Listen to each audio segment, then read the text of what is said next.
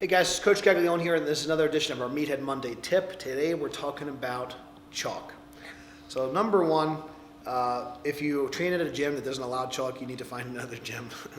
But joking aside, we kind of thought like there wasn't really a lot of videos on really how to use chalk properly. So I want to talk about some different instances and also just kind of chalk etiquette. So number one, like keep the chalk either on your hands or in the bowl. Like don't get it all over the place, especially it's something that kind of drives me nuts as a gym owner. And just at a contest, just respect the equipment, respect the space that you're in. This is our kind of home. So you always want to use a block of chalk. You don't want to really kind of have this this powder. It's okay, but you always want to have the block of chalk. Again, as courtesy, don't break the block. Keep it whole because it's going to be it's going to be really effective. So obviously, we want to think about like where you're going to actually grip the bar. So everyone's going to be a little bit different with how they grip it, but usually people are going to grip the bar deep in their hands. If someone does a hook grip versus a traditional grip or a mixed grip, there might be some differences there. But in general, I want to kind of almost use the chalk as almost like kind of like a paintbrush in a way, and I want to kind of get the areas of where my callus is, where the bar is going to lock on my fingers. And another tip that I think is important is that we also kind of want to get some chalk in between our index finger and our thumb. This is going to be especially true. Now, I don't want to have, again, if I have just the powder by itself without the block, too much chalk could be problematic as well because I could really cake up on the bar. This is also why you see at contests, they'll get a wire brush and they'll kind of clean chalk off a barbell.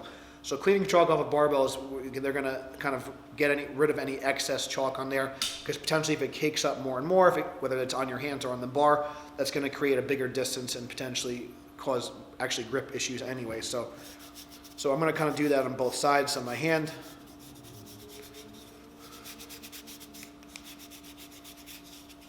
And again, I'm going to go inside here.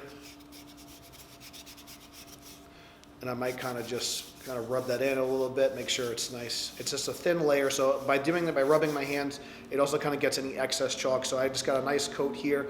I got some inside my index finger and my thumb.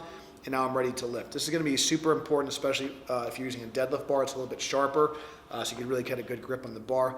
But potentially, for squat or bench, a better connection to the bar is going to be a better connection in general.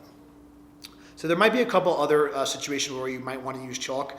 You might also want to put the chalk on the back, especially if you're not using like a really sharp squat bar. We like to do a lot of RPS meets here at Gaglione Strength.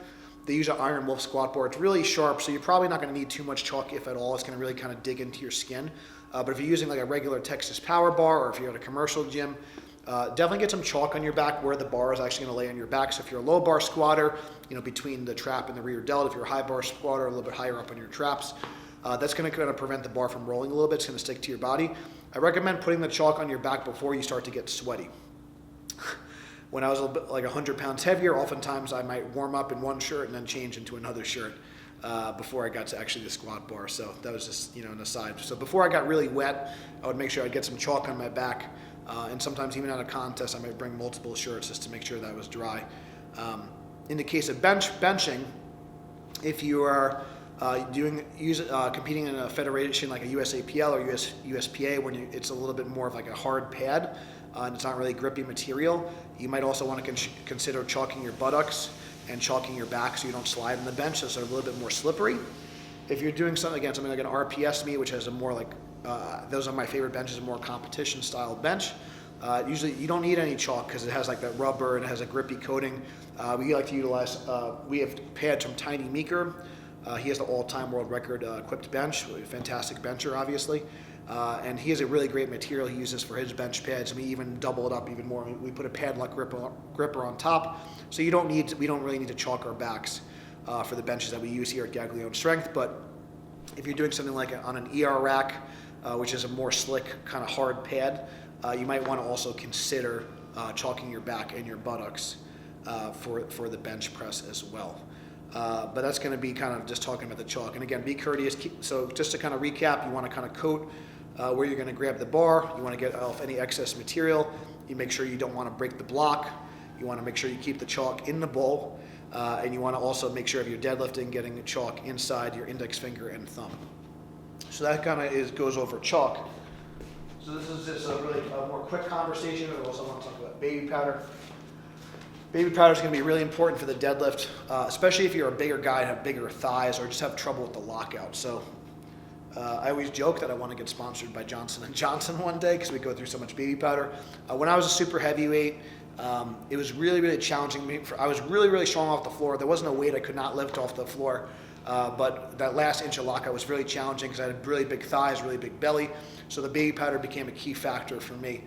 Baby powder can also be really effective to help get you in your squat suit, your briefs and stuff, so you can kind of put a layer in there as well. So if you're an equipped lifter, baby powder can also help you slide into your suit, your briefs, and your bench shirt as well. So baby powder can be very effective for that.